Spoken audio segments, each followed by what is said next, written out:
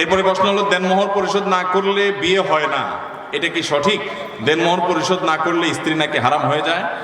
দেনমোহর এটা স্ত্রীর প্রাপ্য। আল্লাহ বলেছেন, ওয়া আতুন নিসা আস-সাদুকাতিহিন্না নিহলা, তোমরা স্ত্রীর মোহর পরিশোধ করো, এটা তাদের প্রাপ্য অধিকার, এটা দিতে হবে। যদি কেউ স্ত্রীর মোহর নগদ না দেয়, বাকিতে রাখে যে পরে দেব, বিয়ে হয়ে যাবে কিন্তু দিতে হবে, এটা সঠিক না। যে মোহর যদি না দেয় তাহলে জেনা হবে, মোহর না দিলে বিয়ে হবে না, এটা সঠিক না। তবে হ্যাঁ, এটা ঠিক যে মোহর যদি না দেয়, অনেক মানুষ আছে বিয়ে হয়ে গেছে 20-30-40 বছর বয়স হয়ে গেছে, এখনো বইয়ের মোহর দেয় নাই, আছে না নাই? খুব লজ্জার কথা, খুব লজ্জার কথা। আমাদের মহিলারা তাদের অধিকার সম্পর্কে, শরীয়ত ইসলাম তাদেরকে কত অধিকার দিয়েছে তারা জানে না। তারা যদি জানতো, আমাদের নাকে বর্ষি লাগায় ঝুলাইতো। স্ত্রীর মোহর আপনি পরিশোধ করেন নাই, এটা তার পাওনা কি পাওনা না? আপনি তার কাছে দেনাদার, অতএব কথা নিচের দিকে তাকায় বলবেন, উপর দিকে না, কারণ আপনি তার কাছে কি দেনাদার। দেনাদারের মুখ বেশি উপরে উঠার কথা, নিচের দিকে তাকায় থাকবেন। এবং আমি প্রায় বলি, দরখাস্ত লিখবেন বউয়ের কাছে, যদি মনে হয় যে এত টাকা মোহর ধরছে মুরব্বীরা, যে এই টাকা দেওয়ার ক্ষমতা আমার নাই, কামাই করে 20-30 হাজার টাকা, মোহর ধরছে 20 লাখ টাকা, কেমনে দেব? কিন্তু ধরে ফেলছে, আপনি তখন রাজি হয়ে গেছেন, কাজ হয়ে গেছে, এখন আর কিছু করার নাই, দিতেই হবে। মরে যাবেন, এই বউ কিয়ামতের ময়দানে বলবে, চান্দু মোহর দিয়ে সামনে আগা, কোনো রক্ষা হবে? শরীয়তের মাসআলা হলো, কেউ যদি মারা যায়, স্ত্রীর মোহর যদি পরিশোধ না করে, তার সম্পদ সহায় বিক্রি করে আগে বউয়ের মোহর, অন্যান্য পাওনাদারের পাওনা যেরকম দিবে, স্ত্রীর মোহরও আগে দিতে হবে। এরপরে থাকলে ছেলে মেয়েটা ভাগ বটরা হবে। এই জন্য পোলাপান নিজেরা নিজেদের মায়ের মোহর বাপের কাছ থেকে বোঝা নেওয়ার জন্য হেল্প করেন, না হলে মুরব্বী মারা যাওয়ার পরে কিন্তু আপনার ভাগে জুটবে না, সব আপনার মা মোহর হিসেবে পাবে। কথা কি বুঝাতে পারছি? যদি বইয়ের মোহর দিতে কষ্ট হয়, অনেক ধরে ফেলছেন, মানকা চিপায় পড়ে গেছেন, তখন কিছু বুঝেন নাই, রাজি হয়ে গেছেন, মুখ দিয়ে রুমাল দিয়ে বসারে দিছে, 10 লাখ 20 লাখ ধরছে, হো হো করে রাজি হয়ে গেছেন, এখন তো ফাইসা গেছেন, দিতে হবে, কি করবেন?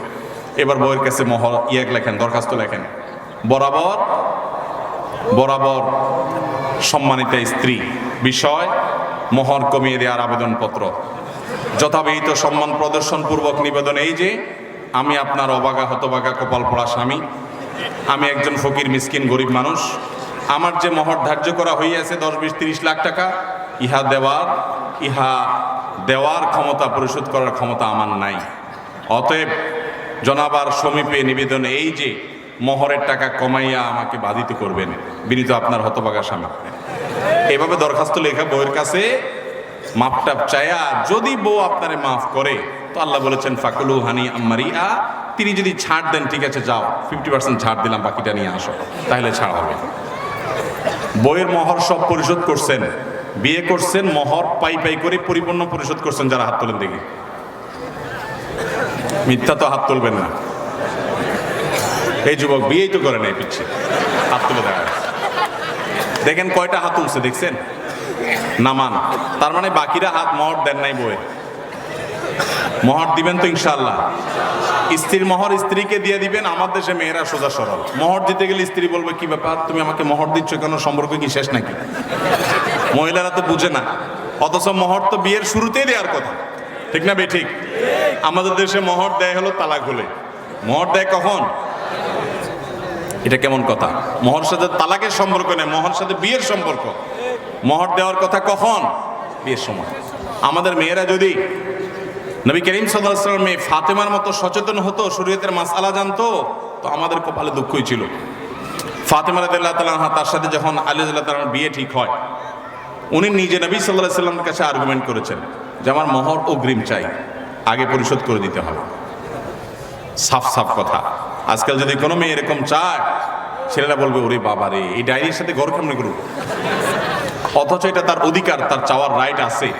আমাদের দেশে যত জমি জমা আছে, যারা দলিল ঘাটাঘাটি করেন, 100টা দলিল ঘাটাঘাটি করলে কয়টা দলিলে মেয়ে মালিকের নাম পাবেন জমিতে?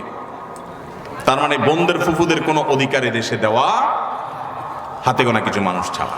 আল্লাহ আমাদেরকে মেয়েদের অধিকার আদায় করার তৌফিক দান করুন। তাহলে দেনমোহর না দিলে বিয়ে হয়ে যাবে, জেনা হবে না, ঠিক আছে, কিন্তু সেটা পরিশোধ করতে হবে, না হলে আপনি আল্লাহর কাছে দায়ী থাকবেন এবং আপনার এটার জন্য প্রায়শ্চিত্ত করতে হবে।